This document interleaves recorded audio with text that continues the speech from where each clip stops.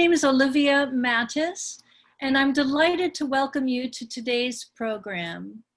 I'm president of the Sousa Mendes Foundation, devoted to perpetuating the memory of the hero Aristides de Sousa Mendes, whose granddaughter we will meet in a little bit. I'm so excited.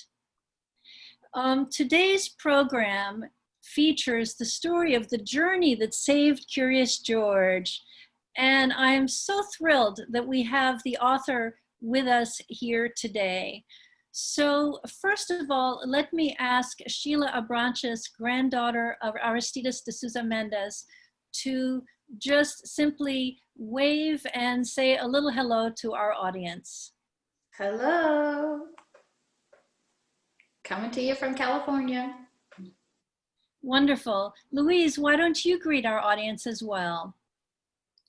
Hi, it's just great to be with everyone and to share this conversation about events that happened 80 years ago. Just remarkable. And Curious George is a little light for all of us, and so is the legacy of Sousa Mendes. So now I'm going to introduce my dear friend and colleague, Robert Jacobvitz, who has been involved in the Sousa Mendes story for over 35 years. So Robert is going to navigate today's discussion, and I'm going to turn over the program to him. Hi, Robert. How are you today? Great, Olivia. Thank you. Thank you for your introduction, SHEILA and Louise. SHEILA has been a dear friend of mine for those 34 years that I have been involved in the Sousa Mendes story. I'd really like SHEILA to, in her introduction, explain how her family name became Abranches and the process by which she became involved, the stories her father had shared with her, and again, light upon the Sousa Mendes family and what she knows of them and her family members. SHEILA, go ahead and share with people some of your wonderful stories and reminiscences. Okay, so as SHEILA Abranches, and I am the eldest daughter of Aristides and Angelina's youngest son, John Paul.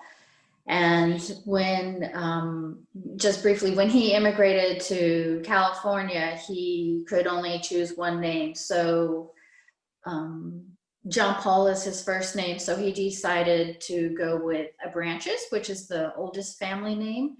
And that was because Sousa Mendes was a name that could not be separated in his mind. Although all the other siblings of his that immigrated to North America chose Mendes, he felt strongly that it should not have been separated from the Sousa part. And so he would tell us growing up, he would joke and say, you know, I chose Abranches so I could get paid first in the army, you know. So it wasn't until later on that we started learning more about the family stories that we learned that in reality, it is the oldest family name that dates back to the first kings of Portugal that he wanted to retain. He was very proud of that. So thank you. So growing up in California with hearing these stories of the family in Portugal, you know, they were always stories full of love and joy. As many of you know, my grandfather and his twin brother were diplomats. Not diplomats, but consul generals that traveled around the world. And it was then that, you know, my grandmother would travel with him, and they started their family in Africa, and they had other posts in Brazil and Spain. Even here in California, I had two uncles who were born in Berkeley. They also ended their post in Belgium before going to Bordeaux. And it is in Belgium where my father was born.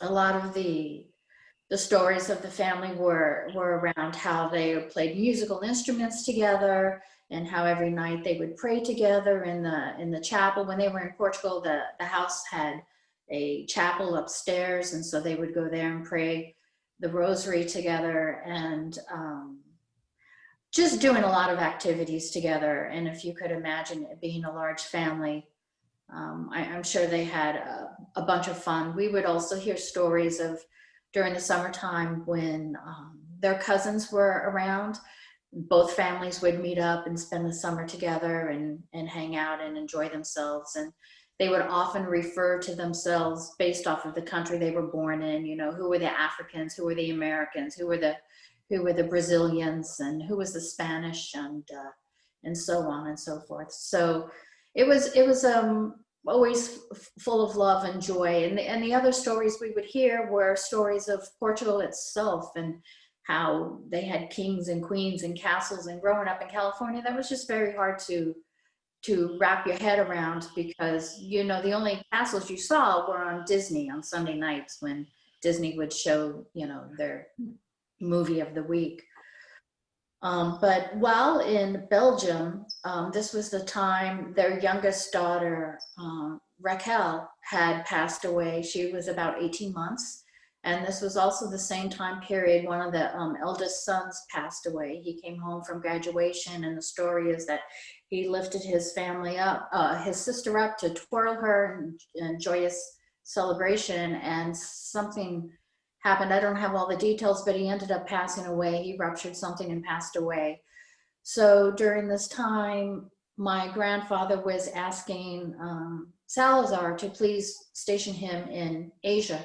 He did not want to stay in Europe, but Salazar refused that request and sent him to Bordeaux. And if you don't mind going to the next slide, please. So back one, thank you. So it's in Bordeaux where my grandfather met Rabbi Kruger. It was not unusual for my grandfather to take evening walks and get to know the folks who lived in the area he served. And it was during one of these walks where he met the rabbi, and he had already issued some visas, but after striking up a friendship with the rabbi, he, you know, was more than willing to give him visas for his family. And it is then that the rabbi had said, I cannot accept these visas unless everybody can have visas. You know, they're all family here. And at this time, there were thousands of refugees in front of his home and starting to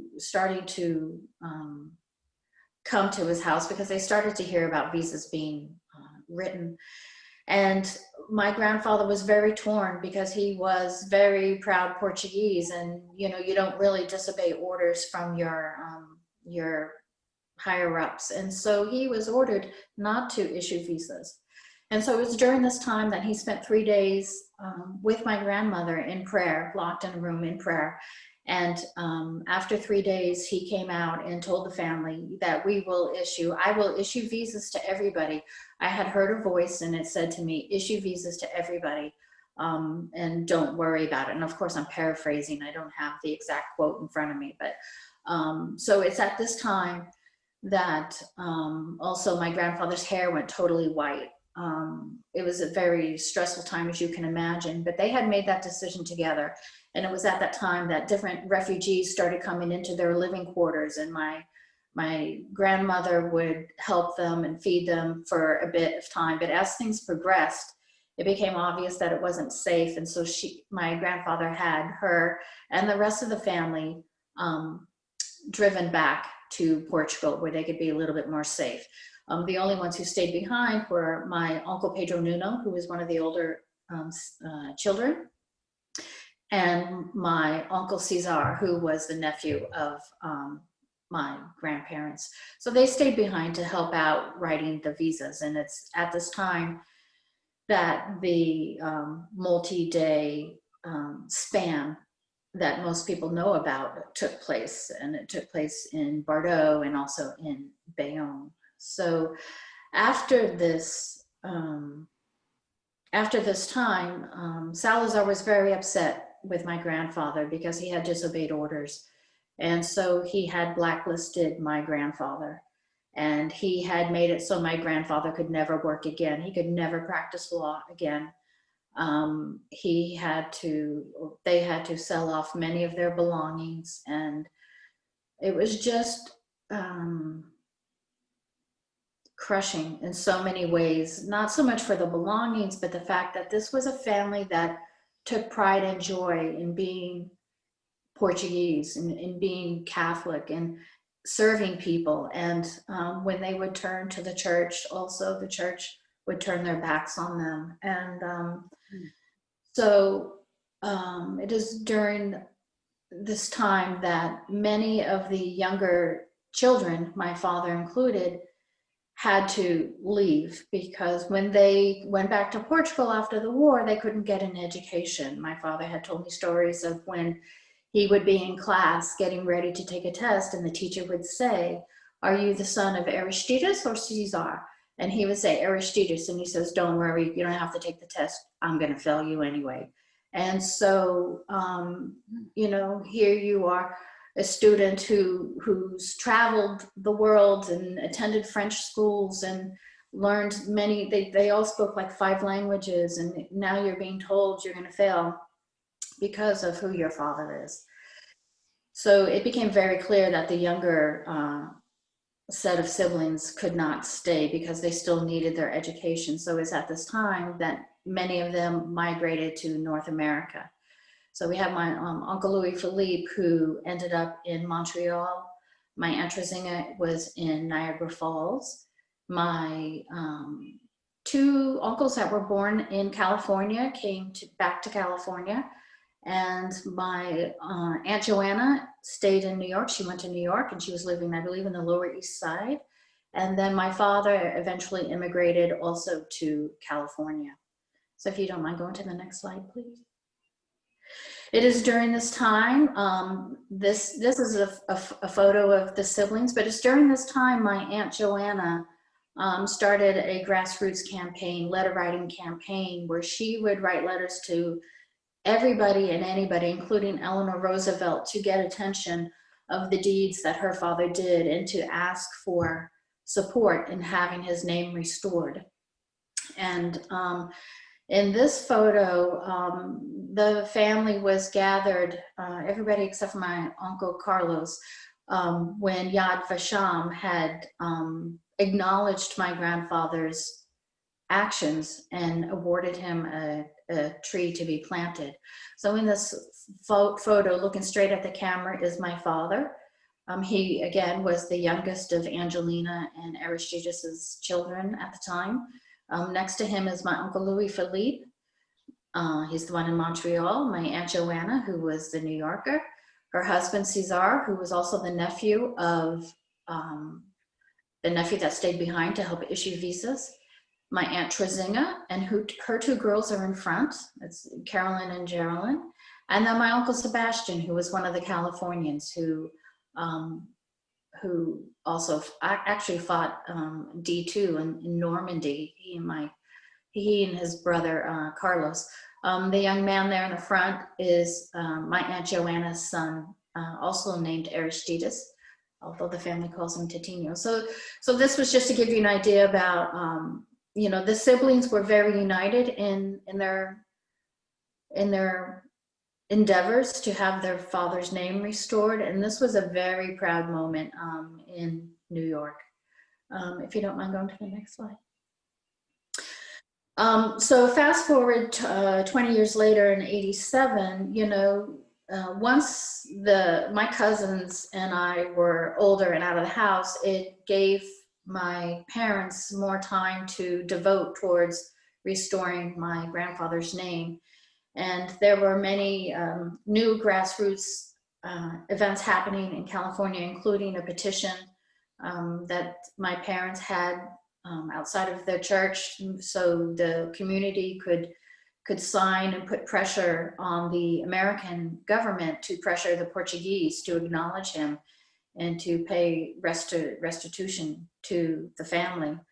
And just to clear his name, because at this point, my grandfather is not even listed in any of the books as even being an employee of the state, of the country. You know, he was totally wiped off the pages because of his actions. So in 1987, the then president of Portugal, President Suarez, came to Washington, D.C. and offered on behalf of Portugal an apology to the Jewish community for all the actions that Portugal did from the Inquisition all the way through present day, including the hardships to my family. So this was a very big deal because this was the first time somebody from Portugal acknowledged that, you know, what was done was truly wrong, and this was a new step forward. So in this photo to the right, you'll see my dad is talking with the president, but we also had local Portuguese congressmen from California here at this event too. Congressman I can't say his Coelho, thank you. I was stuttering there. So it was a nice moment because all the North American siblings were there to celebrate this with my parents. You know, it was a group effort of the siblings, and so it was wonderful that they lived to see this. And then, of course, you see my parents in their retirement years just relaxing in front of a vineyard. You know, in Bordeaux, going to the vineyards was a family fun outing, and so it was nice to end up in California, I think, for my father, because so much of the landscape looks so much like Portugal, and to enjoy these things of his childhood in a new place. I'm sure it was, I mean, I know he loved it. He loved it. And so that's where we're at. You know, since 1987, there's been many different events and acknowledgements and awards giving to my grandfather. But one of the greatest legacies has been meeting the visa recipients, which I believe was the nice thing about the Sousa Mendes Foundation. You know, my family took the story as far as it could go, and now this foundation has taken it a step further and has focused on identifying visa recipients. So meeting them, for me, and I'm sure for my cousins of my age, it's very exciting because it makes the story real. You know, you growing up, you hear these stories, and when you meet the folks who were involved in the stories, it really hits home. So that's just been a wonderful journey, which kind of leads us to today's program with Louise Borden, who was able to share the story of the journey of two visa recipients who ended up being the authors of the beloved Curious George. So thank you. Thank you, Sheila. Louise, go ahead. Wow. That's such an emotional story, and one that deserves to be told, and we're here to honor and remember that. I'm often looking back to the past and trying to be a witness to share stories like that with young people, to give them courage as they step into the future. So it's just beautiful. It's just beautiful. So writers always look for connections. I've not been to Portugal, Sheila. I would love to go someday. And I'll explain in my talk how that section went in the research. But I was proud to learn that my father, who served in World War II, I was not born during the war, but I was born after the war, but he was in the Army Air Corps, and he trained in the Azores and then flew weather reconnaissance in the Pacific. And today, in 2020, my Houghton Mifflin editor, who's in charge of all the licensing of Curious George in Boston, her family is from the Azores. And so she visits there. And I even have a big map of Portugal, and someday I will be there. So anyway, I'm going to take all of you all on a journey, actually 2 journeys. So should I share my screen now? Yes. Robert, here we go. All right, thank you. So today is August 31st, 2020. And 80 years ago, on today, August 31st, Margaret and H.A. Ray had already made their journey from France through Spain and Portugal and gotten to Rio, where they were waiting to get visas to come to the United States. That's where they were on this day. And this day was 2 days after a report, an official report, had been given by the government, kind of condemning the actions of Aristides de Sousa Mendes. who has become my hero in the 21st century. Let's see. Lower left. Oh, I have to do the lower left. Okay, I was doing it on my own laptop. There we go. And so here's a picture of the famous Aristides de Sousa Mendes. And a French writer wrote of him, she was a visa recipient, as the Rays were, "You are an honor to your country. All those who know you praise your courage." And just a remarkable story. So we have two stories intertwined. George and I welcome you to the story behind his publication in 1941. George is officially 79 as of August 17th. He's turning 80 next year. So join two journeys with us. Growing up in the 1950s and 60s in Cincinnati, Ohio, I knew all those yellow books on our library shelves, but I didn't know anything about H.A. Ray, the man whose name was on the cover of those books. Then by the time I got to 6th grade, I was a lover of maps and explorers and social studies. And my 6th grade teacher wrote on my report card, "I think Louise will enjoy research all her life. Bon voyage." Well, Mrs. Reeser, I wish you could see the books that I've written since then. I've written 30 books, but 6 are about World War II. And I've always been interested in this time period. I majored in history in college, took a trip 6 weeks through Europe, and at one point was on a bicycle with my sister and a friend. And you'll notice that we're not wearing, leggings or Nikes. We're wearing skirts and flats, much the way refugees were wearing in 1940 when a great exodus occurred. I wrote a paper in college called "The European Response to Hitler: Resistance Movements in Holland, France, Germany, and Denmark." So I've kind of been a lifelong student of this time period. I got married after college, had 3 kids, and started writing books for kids. And my challenge when I'm writing a nonfiction book is to make history accessible and exciting for young readers. In 1995, just as Sheila's family was beginning, she had a photo of her father there, I think, and her mom in the vineyards. I was working on a book called "The Little Ships" about the rescue at Dunkirk, which takes place in June 1940. So I was immersed in that time period.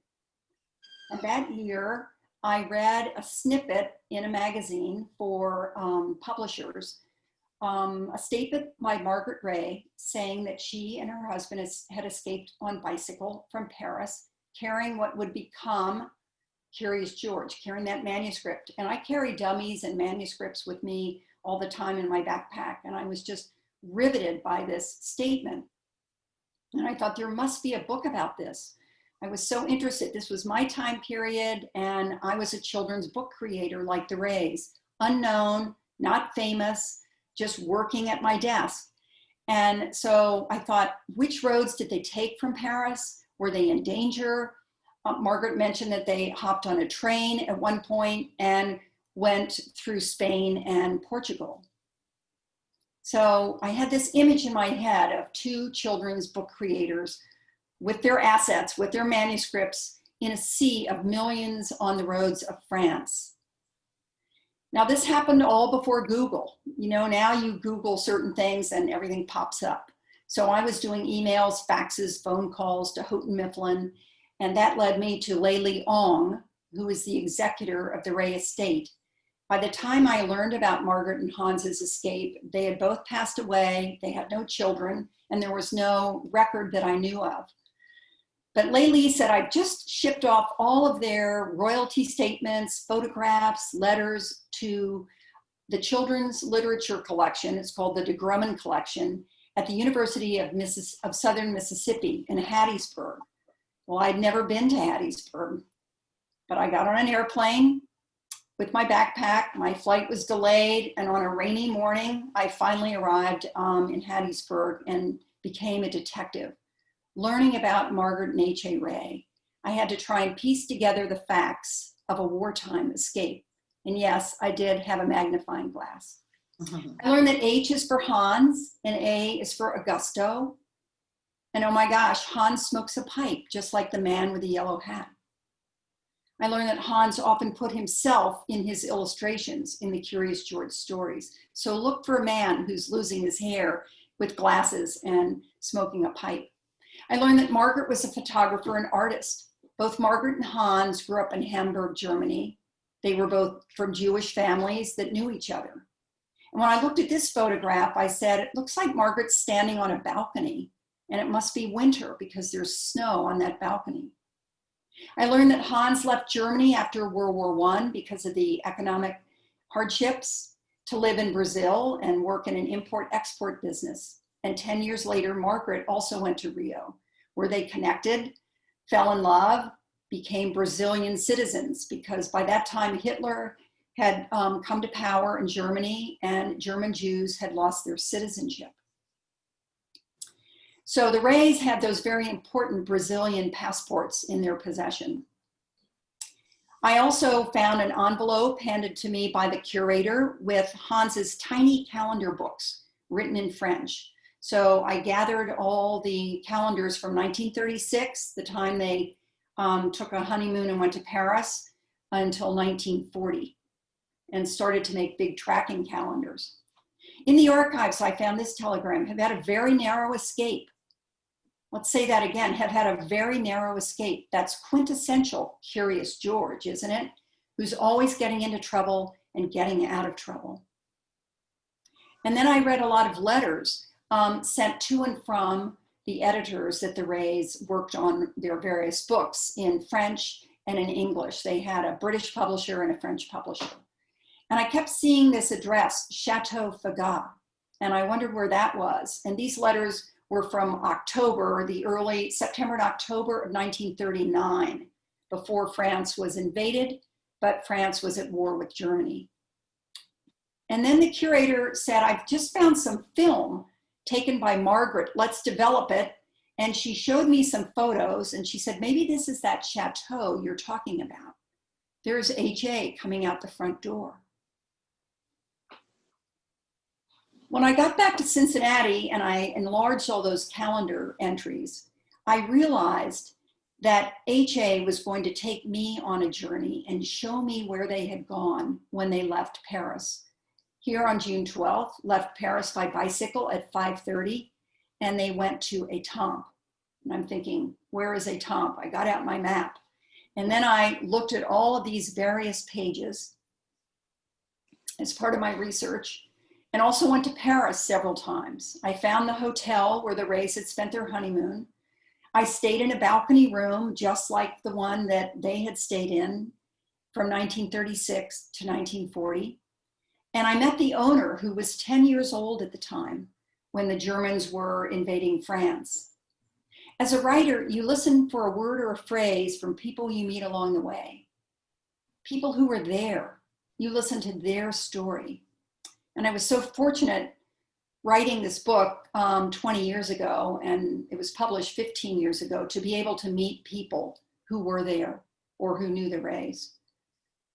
Desperate times in France. All of these people were trying to get on trains in Paris. Well, the Rays had no car, they couldn't get on a train. So Hans cobbled together some bicycles from spare parts and they went on their journey. So part of my research was not riding a bicycle, but renting a car, driving out of Paris. That was scary enough. And then driving along, I used an old map I wasn't on the superhighways, to see the roads that they may have traveled going down to Étampes and the various towns listed in his calendar. As a writer, you uncover the roads and the history a kilometer at a time. I was looking for a chateau. And when I drove up the driveway with a friend, and we had a tourist official with us who had found this chateau on gravel roads, I just kind of had shivers, thinking that I had dusted off history that no one had had the curiosity to follow after all those years. So sometimes as a researcher, I live my life in color in the 20th and 21st centuries, and sometimes I live my life in black and white. All of the research was black and white, all of the photos, the Xeroxes, the letters. But like the Rays, Sousa Mendes was living his life in color also. And then the part where the Rays crossed the border, I didn't have the time or the money to go there, but my husband was in San Sebastian, a town that Sousa Mendes went to after he was helping people get visas. I read that recently, but my husband had help. He doesn't speak French, he speaks Spanish. So the man with the orange hat, my husband, Pete Borden, hired 2 people to drive and translate for him, and he explored the border towns. I'd given him a letter that HA had written to his editor, stating that he had bicycled out of Paris and had a uncommon journey. He was staying in Lisbon, and that he had been able to get all of his necessary papers and visas in Biarritz. So I sent Pete to Biarritz and also to the border, but he did not go to Bayonne. These are 21st century readers and writers in Saint-Jean-de-Luz. And then after I got my text researched and written, and I'd spoken with my editor many times, it was Alan Drummond's turn. He was the illustrator who was chosen by Houghton Mifflin. He lives in England and his art is fabulous. It stands shoulder to shoulder with H.A. Ray's art. And my favorite part of the book, opening it up, is to see that we can show you where the Rays went by bicycle and train to get down to Lisbon. But here's the key, getting those visas to cross the border. The book's divided into 2 parts, 2 artists, and then Escape from Paris, because I wanted you all to know who the Rays were, where they were born, how they lived in Rio, how they became Brazilian citizens, how they were drawn into making books for kids.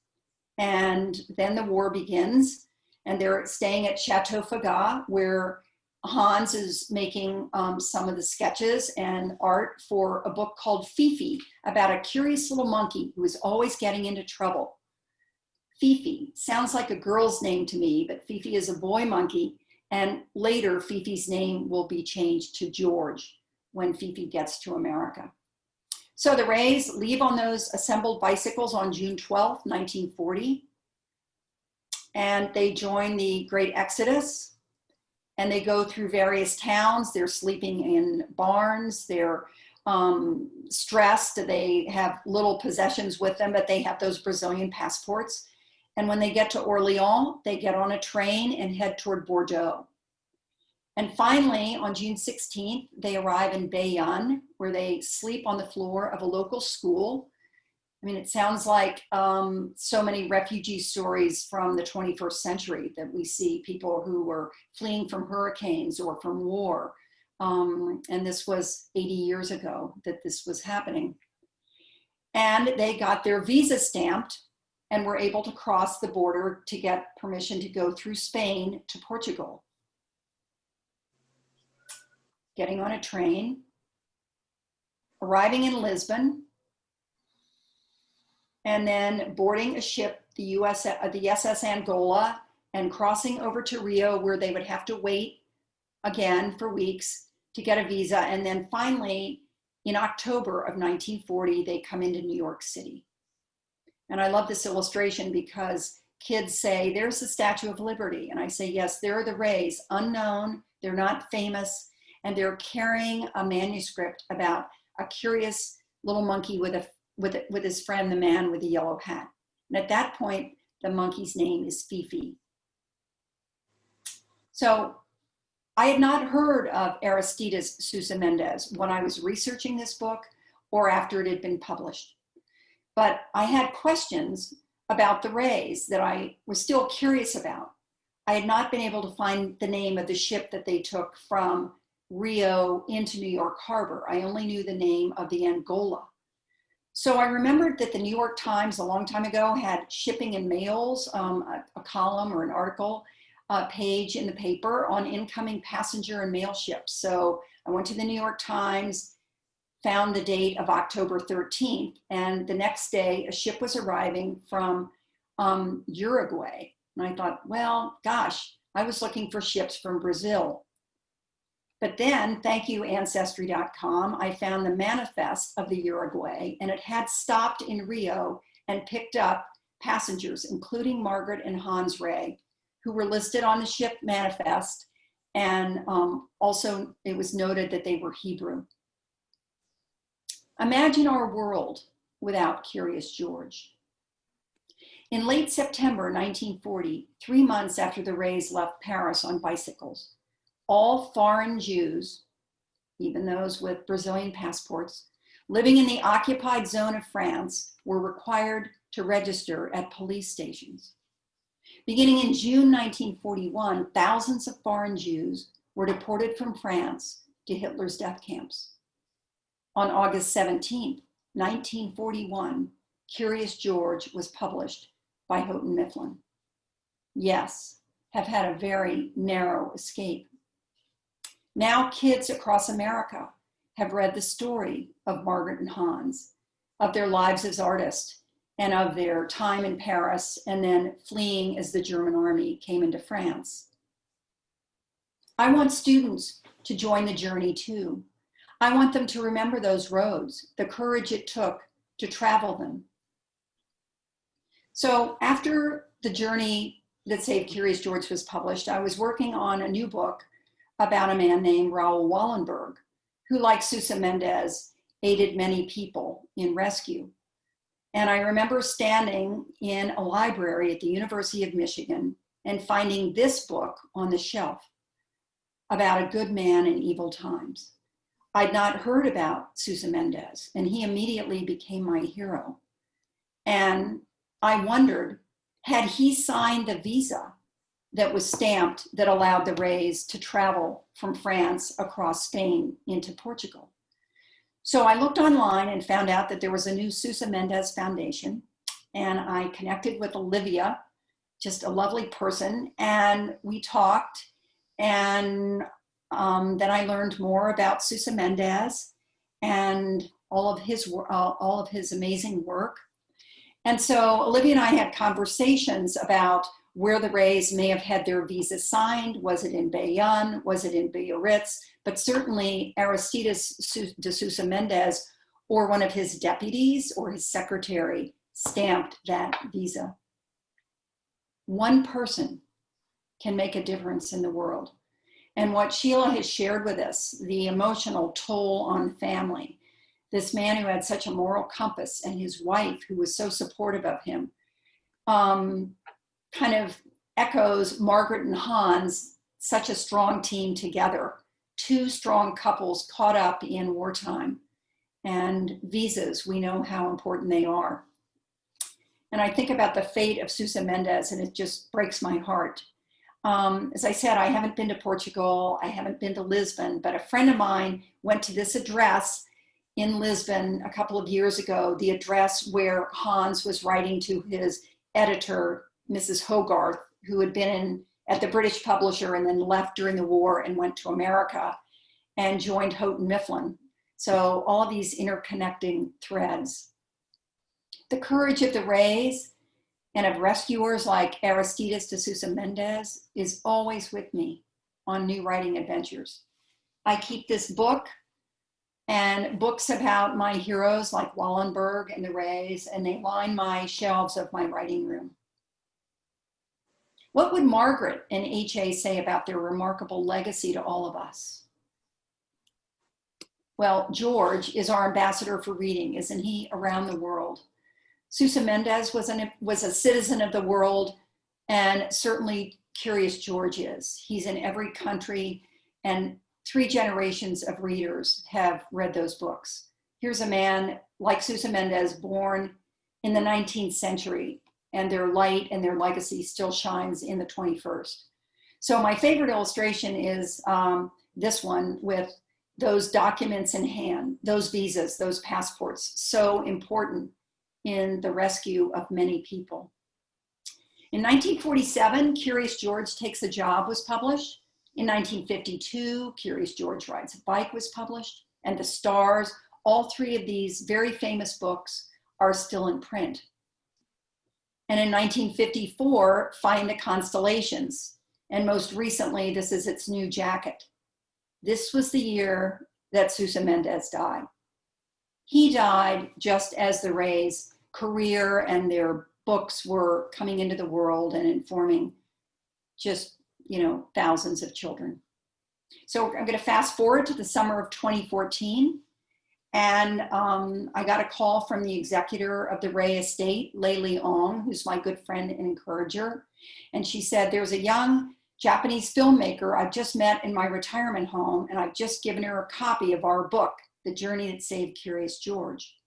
She never knew this story about the Rays. She grew up in Japan with Curious George, and she would love to pursue doing a documentary maybe. So Emi Yamazaki came to my house, and for several days I opened all of my research to her, my photos and documents. And then later, here I am I took this picture. Here's Lei Ong in Cambridge, Mass. with Emi Yamazaki. Because of the film Monkey Business that came out, new photos have surfaced of H.A. Ray and his brother Max and their house in Hamburg that was destroyed during the war. And so as we step into the future, we're learning more and more about Sousa Mendes, those visa recipients, and also the Ray's story. I love this quote by H.A. Ray. Let's think of the future. That's where we shall spend the rest of our lives.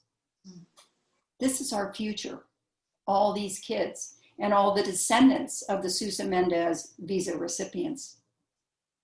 So that's the end of my picture collage I wanted to share with you. All right.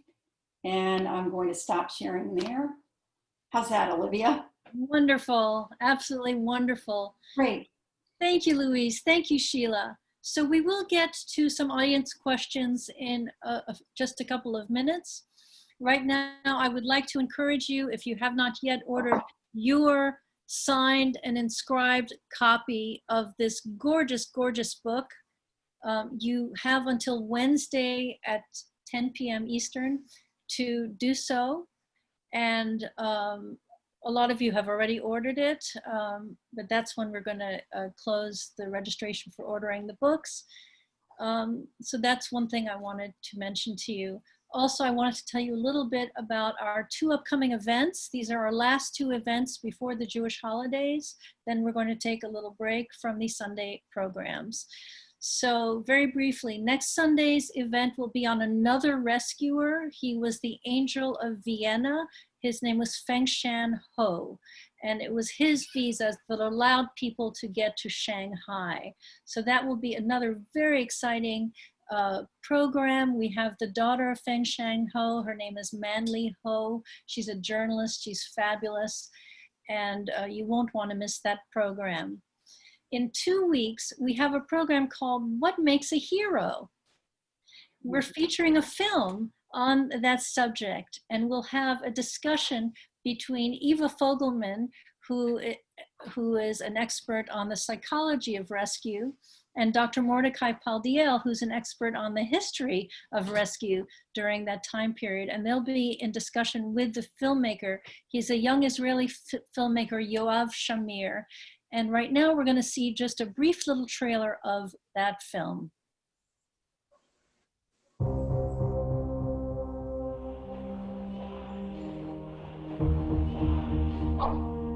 When you were growing up, did anybody tell you that your father is a hero? No. I don't call myself a hero. I call myself a person who did the right thing that you had to do.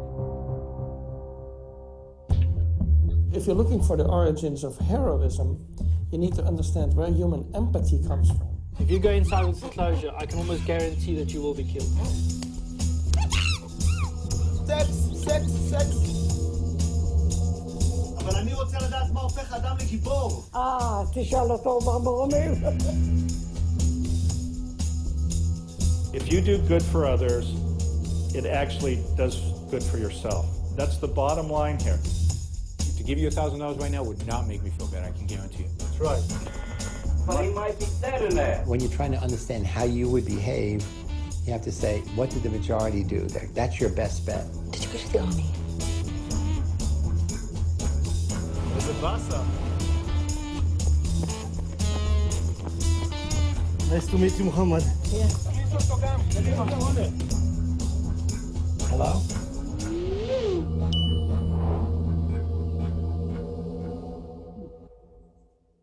Wow. Great. So please sign up for that program. That's a program, the program this coming week is free. The program in 2 weeks, which is about what makes a hero, is a ticketed program. And tickets are by donation, and the donation is any amount that's comfortable for you. We suggest $18, which represents life and high, but if you wish to give more or wish to give less, that's perfectly fine. And those ticketed programs that we have about once a month support the programs, the free or very low cost programs we have the rest of the month. So they really do help us out. We are a nonprofit organization and we appreciate all donations, of course. So let's see. Robert, maybe you have some of your own questions you would like to ask our speakers, and then there are a couple of questions in the chat window. I do encourage people to put more questions into the window. Thank you, Olivia. Well, Louise, the Rays lived in Cambridge, and I know, I believe the husband died in Boston, and his wife died in Cambridge. Where are they buried? Are they buried in the Boston, Cambridge area? If people wanted to visit with them, do you know that answer? No, they're not. After they came to New York, they lived there until 1963, and then they moved to Cambridge on Hilliard Street. And Hans's ashes were scattered in New Hampshire, where they had a summer home, Waterville Valley. And there's still a Ray Center up there. And the same with Margaret. And I asked Lei Leong about that, if there was a marker, and there's not. But. Okay. You know, again, the Rays, as many European Jews, they were born Jewish, but they were very well integrated into the larger society. Is there anything that they did personally that was involved with the Jewish community as a part of a positive identification as Jews, in addition to being assimilated, as most of us are in the United States? Yes. Lei told me that they were fairly secular. They did celebrate some of the Jewish holidays and would send out greeting cards at New Year's. I believe back on someone's family tree was a rabbi, but they were not practicing religious. Yeah, I just want to just add that. Excuse me, but they also, Margaret, there's a cute story. She went to Israel to give money, and people were standing at a table making donations, and she said, "I'm not going to give a cent to Israel," and everyone kind of leaned back, and then she said, "But I have a monkey who will," or something, Curious George will, or something. So they were very generous. They gave to Jewish charities and organizations, and also to environmental causes, etc. Just one comment. Sheila has been a good friend of mine for many years, and in about 2005, I discovered your book had been published, The Journey That Saved Curious George. And I was in New York, and as I said, Sheila was there, and we ran to the Barnes and Nobles, and we sat in the children's department, and we read that book. And so for 15 years, we never thought that we would be in your presence to acknowledge you for what you've done. So thank you again. And again, those of us who knew about you had never thought we'd meet you. So you've done a wonderful job, and from the bottom of my heart, I know. And Sheila, thank you for this. And now you're doing the work on others, and we really appreciate it. Thank you. Well, thank you. I feel like I'm in the presence of greatness with Aristides de Sousa Mendes, and to meet his granddaughter virtually, I feel like I have a friend in California, and we'll be linked forever now, Sheila. Sorry. It's great to visit in person when everything is open. Yes, yeah. Lovely. So there are a few questions in the chat window having to do with the film. So the title of the film is Monkey Business. And Louise, can you explain how people can see the film? Do you know? yes, I don't really have a lot to do with the film, but I think you can view it on Amazon or Hulu or all those, you know, various outlets. It was also sold as a DVD, I believe, but a lot of people just stream it. And the film, I saw it, it was aired in Cambridge when it first came out. And I was with H.A. Ray and Margaret's editor's son, Chris Olney, whose wife happens to be a friend of mine. I mean, it's just weird how all this turns out. And they had first grade grandsons with them. So, and the boys were pretty riveted by the film, but I don't know if they understood the context of the war but it's an animated film, and Margaret and Hans are on bicycles or they're animated. And so children are naturally drawn to that animation. And then it's set against the backdrop of black and white photos and archival pieces. I think the film was about 90 minutes. Some sixth grader classes have watched the film and then read the book, which is in this smaller young readers edition that came out in 2016. And they kind of coupled that with the viewing monkey business. So there's a question about Lei Leong, the executor of Margaret Ray's estate. How did it come that she became the executor? Yes, she was a good friend of Margaret's. She was living in Cambridge, obviously a lot younger than Margaret, because Margaret passed away at the age of 90 in 1996, I think in December of 96. And so she and Margaret were good friends, and Margaret entrusted her with keeping the integrity of George and the estate. And Lei has been, of course, there are others who help her with the execution of all of the various parts of Curious George and things like that. So she's lovely, and she lives in Cambridge, Mass. And here's another question for you, Louise. Yes. It has to do with the exhibit. Now, I presume you had a lot to do with that exhibit. Can you talk about it and explain the history and whether it's still touring? Well, there were several exhibits, and I think Beth Dotan, I see that, is on here. And she out in Omaha, a Holocaust education center, took Alan Drummond's facsimiles of his originals and mounted an exhibition. And so that was touring around, and I'm not sure if that was with Exhibits USA. And then the Jewish Museum in New York City mounted a larger exhibit that went to various cities like San Francisco. It was at the Norman Rockwell Museum and various museums, and I gave talks at those museums because of those. But I don't think anything is touring right now. But I may be wrong. I'm kind of clueless. I've been practicing for quarantine my whole life, you know, just typing away in my writing room. There is a question about how to get the signed and inscribed copy. So all people have to do is respond to the email they got this morning about today's program and say they're interested in getting a copy, and then we will send you all of the directions.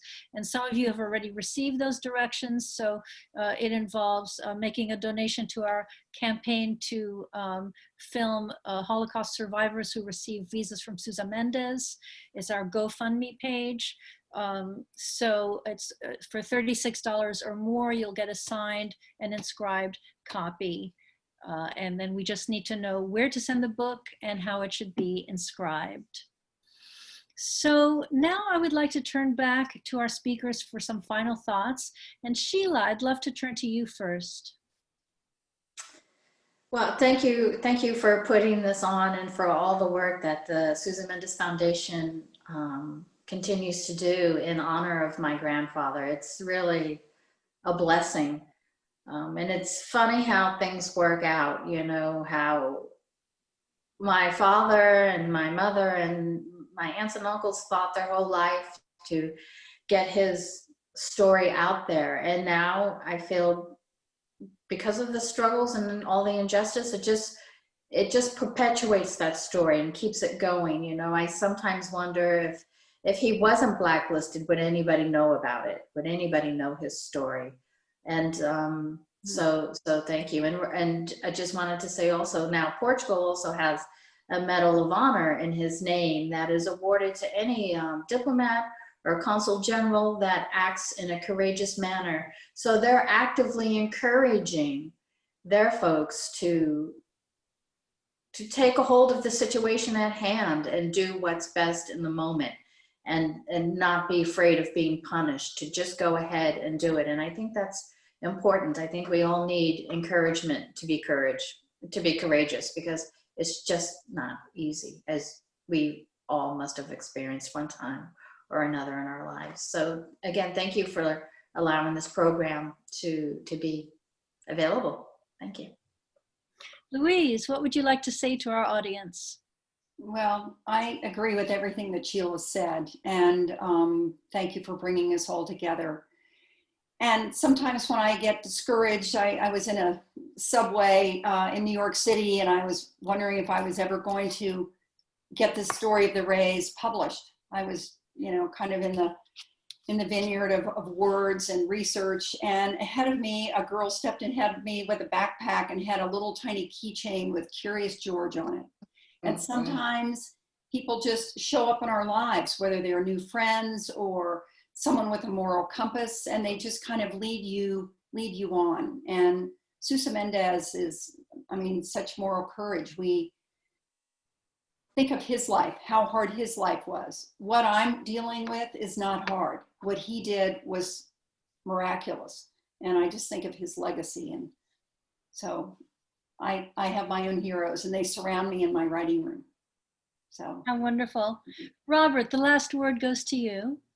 Well, thank you, everyone. One of the things that I just wanted to remind people, unfortunately, because of the pandemic, we're not able to do it for this year and probably for another year in any case, but we do have the Journey on the Road to Freedom, where Louise and others can retrace Sousa Mendes' steps, where he took, again, people that he saved from Bordeaux back to Lisbon. So stay tuned to our website. You'll be getting our emails. And please continue watching our programs. And again, the Journey on the Road to Freedom will be a wonderful opportunity. Olivia leads them. I've been a part of it. Sheila has been a part of it as well. And we welcome you to join us as well. And thank you for supporting us. And thank you, Olivia, again, for being our leader. Very much appreciated. And my profound thanks to our wonderful speakers today. We finally get to hear from a member of the Sousa Mendes family, which is terrific. We've presented some visa recipients, but to show the other side, show the humanity of the family and what they went through is a privilege to be able to share with you. And Louise, your book is, well, I mean, it's a glorious book. And I hope that we'll take advantage of this opportunity and that you'll all read it to your children and your grandchildren. So thank you to our speakers, thank you to Robert, and thank you all for spending this time with us today. And we hope to see you again next week. Have a nice rest of your day, everybody. Bye-bye.